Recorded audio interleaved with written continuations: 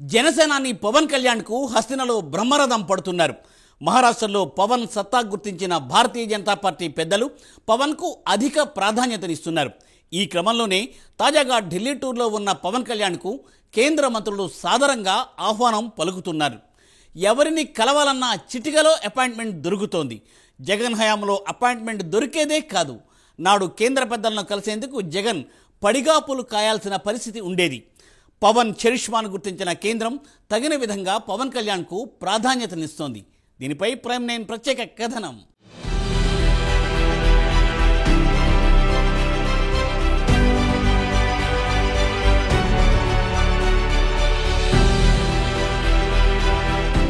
జనసేనాని పవన్ కళ్యాణ్కు ఢిల్లీలో ప్రాధాన్యత పెరుగుతోంది.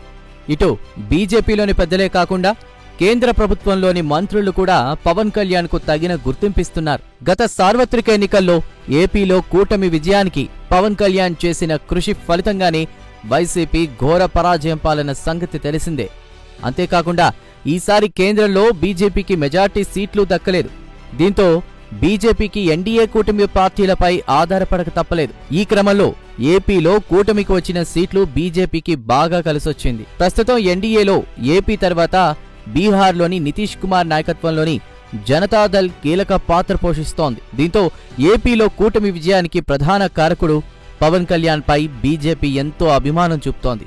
ఏపీలోనే కాదు, తాజాగా జరిగిన మహారాష్ట్ర శాసనసభ ఎన్నికల్లో కూడా ఎన్డీఏ కూటమి తరపున పవన్ కళ్యాణ్ ప్రచారం చేశారు. పవన్ కళ్యాణ్ ప్రచారం చేసిన స్థానాల్లో ఎన్డీఏ కూటమి అభ్యర్థులు విజయ భేరి మోగించారు. గెలిచిన అభ్యర్థులు తాము పవన్ కళ్యాణ్ ప్రచారం వల్లే గెలిచినట్లు అభినందనలు తెలపడం కూడా జరిగింది. దీంతో పవన్ కళ్యాణ్ కీర్తి ఇంకా పెరిగింది.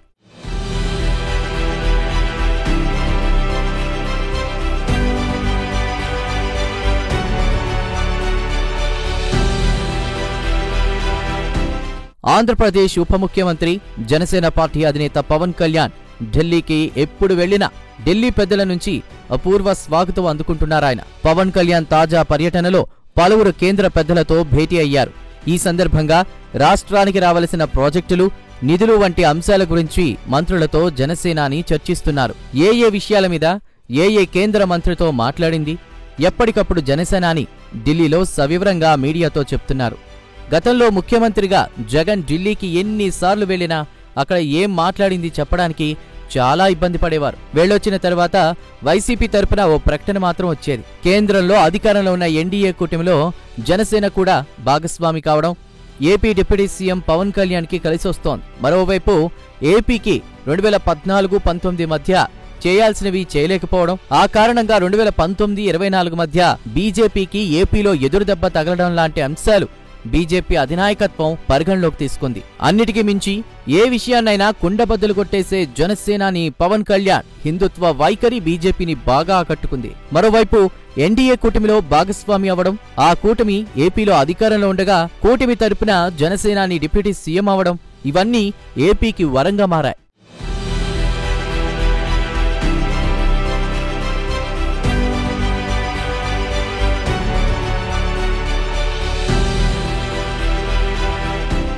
ఏపీలో టీడీపీని ఎన్డీఏలో చేర్చడంలో పవన్ కళ్యాణ్ కీలక పాత్ర పోషించిన సంగతి తెలిసిందే. పవన్ కళ్యాణ్ తీసుకున్న ఆ స్టెప్ నేడు కేంద్రంలో ఎన్డీఏ కూటమి అధికారంలో రావడానికి కారణమైంది.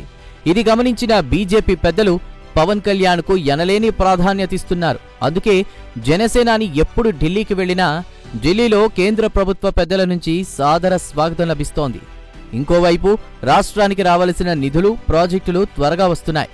గతంలో జగన్ ముఖ్యమంత్రి హోదాలో ఢిల్లీకి వెళ్లిన కేంద్ర మంత్రుల అపాయింట్మెంట్లు సరిగ్గా దొరికేవి కాదు. కానీ ఇప్పుడు ఏపీ ప్రభుత్వం తరపున ముఖ్యమంత్రి చంద్రబాబు, ఉప ముఖ్యమంత్రి పవన్ కళ్యాణ్ ఢిల్లీకి ఎప్పుడు వెళ్లినా కేంద్ర ప్రభుత్వ పెద్దల అపాయింట్మెంట్లకు అసలు ఇబ్బంది కలగడం లేదు. 5 ఏళ్లు ముఖ్యమంత్రిగా పనిచేసిన జగన్మోహన్ రెడ్డికి అప్పట్లో ముఖ్యమంత్రి హోదాలో ఢిల్లీకి వెళితే అంతగా సాదర స్వాగతం లభించేది కాదని విశ్లేషకులు చెప్తున్నారు.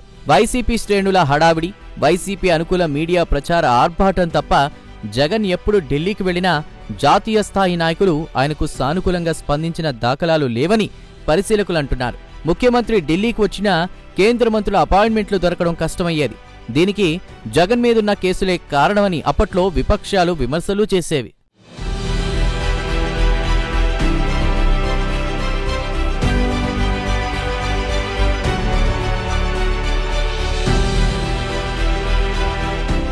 ఇటీవల ఏపీకి నిధుల వరద పారడం కూడా పవన్ కళ్యాణ్ చలవే అంటున్నారు రాజకీయ విశ్లేషకులు. తాజాగా విశాఖ కేంద్రంగా రైల్వే జోన్ ఏర్పాటుకు అడుగులు పడుతున్నాయి.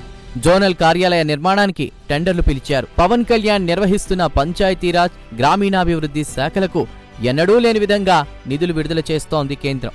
రాష్ట్ర సమగ్రాభివృద్ధికి, గ్రామాల అభివృద్ధి కూడా చాలా కీలకం. అందుకే పవన్ కళ్యాణ్ ఈ శాఖలను ఏరి కోరి తీసుకున్నారని రాజకీయ పరిశీలకులు చెప్తున్నారు. ఈ శాఖలకు కేంద్ర ఆర్థిక సంఘం నిధులను కేటాయిస్తోంది. ఈసారి ఏపీకి ఆర్థిక సంఘం బాగానే నిధులు కేటాయిస్తోంది. ప్రధాని మోదీతో ఉన్న సాన్నిహిత్యంతో పవన్ కళ్యాణ్ రాష్ట్రానికి రావలసిన నిధులను రాబడుతున్నారు. ఎన్డీఏలోనే కాదు, దేశ రాజకీయాల్లో కూడా పవన్ కళ్యాణ్ కు గుర్తింపు వస్తోంది.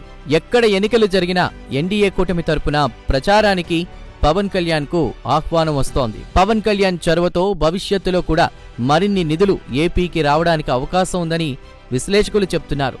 జనసేనకు లోక్సభ స్థానాలు 2 ఉన్నప్పటికీ కేంద్రంలో కీలకంగా మారారు పవన్ కళ్యాణ్.